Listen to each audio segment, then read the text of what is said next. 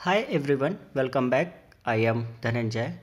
जैसा कि आप सभी देख रहे हैं कि एसएससी ने अभी तक 2021 की कोई भी वैकेंसी नहीं निकाली है, जिसके कारण आप में से बहुत से ऐसे स्टूडेंट हैं जो तैयारी कर रहे हैं। तो आपके लिए मैं आपको बता दूं कि Delhi skill and entrepreneurship university ने वैकेंसीज निकाली है। उनमें आपके अलग अलग पोस्ट पे आपको आवेदन मंगाए हैं। तो अगर आप चाहो तो आप इसको भर सकते हो। ठीक है, मैं आपको पोस्ट नेम बताता हूँ कि सबसे पहली जो पोस्ट है वो आपकी जूनियर असिस्टेंट या ऑफिस असिस्टेंट की है। ये आपकी मिनिस्ट्रियल पोस्ट है ग्रुप सी की। दूसरा है सीनियर असिस्टेंट की।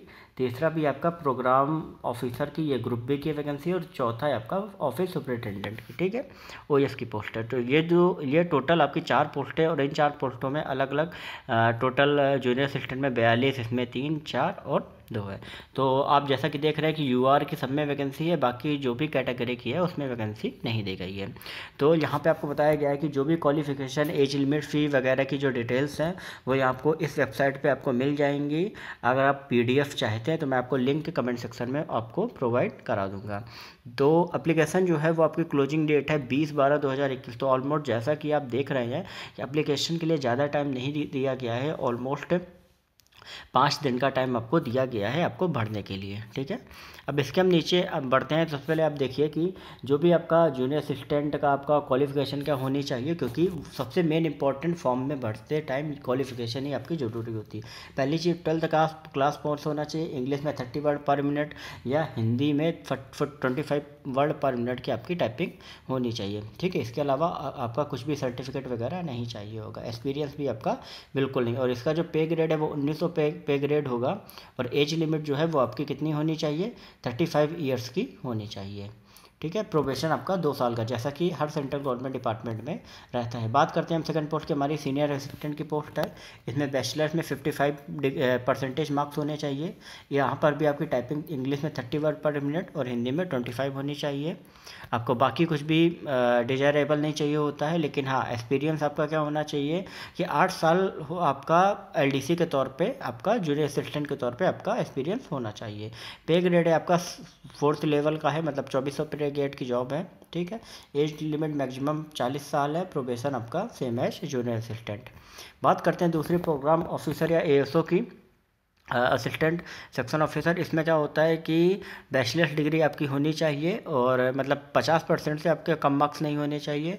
डिप्लोमा इन कॉपरेशन, मतलब आपका प्रोग्राम ऑफिसर है तो प्रोग्रामिंग में आपका डिप्लोमा भी होना चाहिए। एसेंशियल में आपका है 2 साल पोस्ट क्वालिफिकेशन एक्सपीरियंस होना चाहिए, चाहे सेंट्रल में हो, स्टेट में हो, सेमी गवर्नमेंट या कहीं पर भी हो, 2 साल का आपका होना चाहिए। बाकी इसके अलावा कोई भी डिजायरेबल नहीं है। पे स्केल आपका लेवल 7 का है। एज लिमिट आपकी 40 ईयर्स की है। प्रोबेशन सेम एज एबो। नेक्स्ट हम बात करते हैं ऑफिस सुपरिटेंडेंट की। तो ऑफिस सुपरिटेंडेंट में आप देख रहे हैं कि इसमें 55% के ऊपर बैचलर में मार्क्स होने चाहिए। डिजायरेबल है, कंप्यूटर का नॉलेज होना चाहिए। Basic software tool, window, Excel, Photoshop का होना चाहिए। फिर आपका है कि एसेंशियल में आपका 2 साल का एक्सपीरियंस होना चाहिए, लेवल 7 के पे ग्रेड में, नहीं तो लेवल 4 के पे ग्रेड में। ठीक है, पे स्केल आपका 8वां है। 8वां मतलब क्या है कि 4800 पे ग्रेड का है। मतलब ये जो आपकी है ये गेस्टेड पोस्ट है। ठीक है, ऊपर वाली भी जो थी वो भी आपकी गेस्टेड पोस्ट ही थी। तो सबसे पहले ये देखिए कि जो भी एप्लीकेशन है वो आपकी, जो भी फॉर्म भरे जाएंगे वो ऑनलाइन भरे जाएंगे। इसके अलावा ऑफलाइन से कुछ भी एक्सेप्ट नहीं किए जाएंगे।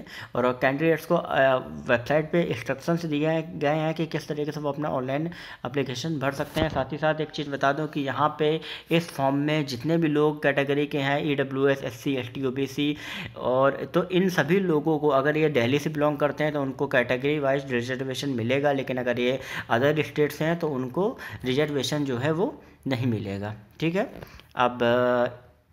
अब इसके आगे हम बात करते हैं नेक्स्ट हमारी, कि नेक्स्ट जो है कि अगर आप किसी भी सेंट्रल स्टेट में वर्क करते हैं तो आपको NOC चाहिए होगी, मतलब नो ऑब्जेक्शन सर्टिफिकेट चाहिए होगा, जो कि आपको ये जब भी आप अप्लाई करेंगे तो उस टाइम पे आपको ज़रूरी होगा। ठीक है, ऑनलाइन एप्लीकेशन को जैसे मान लो कि आप ऑनलाइन एप्लीकेशन फिल करते हो तो उसको प्रॉपर चैनल के थ्रू आपको यहाँ पे ये जो एड्रेस दिया गया है, room number 312, Delhi skill and entrepreneur university, Dwarka, नई दिल्ली, तो यहाँ पर आपको भेजना होगा। ठीक है, और ये क्यों भेजना हो, किसके लिए है, ये सिर्फ और सिर्फ उनके लिए जो सेंट्रल और स्टेट गवर्नमेंट में जॉब कर रहे हैं। ठीक है, इसके अलावा आपको अदर्स कुछ भी आपको करने की ज़रूरत ज़रूरत नहीं है। यहाँ पे आपको एग्जामिनेशन स्कीम्स भी आपको दी गई हैं कि यहाँ पे आपको जनरल, ओबीसी, एससी, एसटी को अलग अलग क्वालिफाइंग मार्क्स है। जनरल के लिए 40% और ओबीसी के लिए आपका 35% और एससी के लिए आपको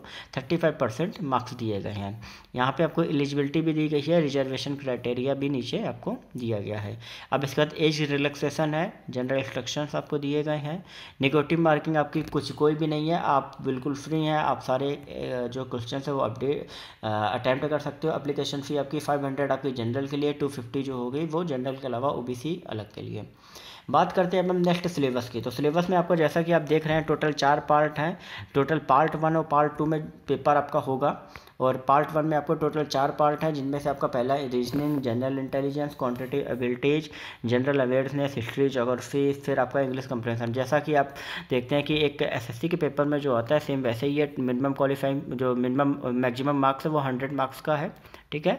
अब इसके बाद डिस्क्रिप्टिव में आपका क्या है, टोटल 80 मार्क्स का होगा, 60 मार्क्स का ऐसे होगा और 20 मार्क्स का लेटर राइटिंग होगा। ये दोनों मिला के आपको फाइनल मेरिट बनेगी और उसके बाद ही आपका फाइनल सिलेक्शन आपका आएगा, ठीक है। और ये जो पोस्ट है इनके अकॉर्डिंगली जो डिस्क्रिप्टिव के बाद कई ऐसी पोस्ट है जिन पे आपका स्किल टेस्ट भी होगा, जैसे आपका जूनियर असिस्टेंट, सीनियर असिस्टेंट पे, तो इनमें आपका स्किल टेस्ट होगा। तो स्किल टेस्ट के लिए भी आपको अपीयर होना होगा। मैंने आपको बताया कि इंग्लिश में 30 वर्ड पर मिनट टाइपिंग और हिंदी में 25 वर्ड पर मिनट की टाइपिंग होनी चाहिए, ठीक है। जूनियर असिस्टेंट के लिए पार्ट 1 देना जरूरी है और बाकी सबके लिए पार्ट 1 और पार्ट 2 दोनों देना जरूरी है। और सीनियर असिस्टेंट के लिए एडिशनल आपको टाइपिंग टेस्ट भी आनी चाहिए। तो ये मैंने आपको सिलेबस, आपको कैसे क्या भरना है और कितनी क्या वैकेंसी, ये सारी चीज़ों के बारे में मैंने आपको बताया है। तो जो भी स्टूडेंट्स अगर वो चाहते हैं कि नहीं, हाँ मतलब अगर ये उनके लिए पोस्ट है तो वो इस एग्ज़ाम्स के लिए भर सकते हैं। साथ ही साथ इसके अलावा अगर कोई अपडेट्स आती है, एडमिट कार्ड, रिजल्ट या कुछ भी अपडेट्स आती है डीएसएसबी के बारे में या अदर्स एग्ज़ाम्स के बारे में, तो मैं आपको इस चैनल पे अवेलेबल करा दूंगा। आपको सिर्फ एक काम करना है कि आपको इवनिंग में सिर्फ 5 मिनट देके यूट्यूब पे चेक करना है कि कोई नई अपडेट्स आई है या नहीं आई है। तो वो तभी आप कर पाएंगे जब आप इस चैनल को सब्सक्राइब करेंगे। अगर आप सब्सक्राइब करेंगे तो कहीं ना कहीं आपका ही बेनिफिट होगा और किसी का बेनिफिट नहीं है। तो please subscribe this channel and share this video, जिससे बहुत से ऐसे लोग हैं जिनको कहीं ना कहीं अगर आपको लग रहा है कि आपके लिए यूज़फुल नहीं है तो बाकी लोगों को शेयर करिए, जिससे उनको कहीं ना कहीं बेनिफिट मिल सके। और ऑलमोस्ट अगर उनके लिए बेनिफिट है तो कहीं ना कहीं वो आपको थैंक्स या जरूर, ऑलमोस्ट बात है कि आप उनकी हेल्प कर रहे हो। तो make sure subscribe and share this video and don't forget to like this video please. Thank you.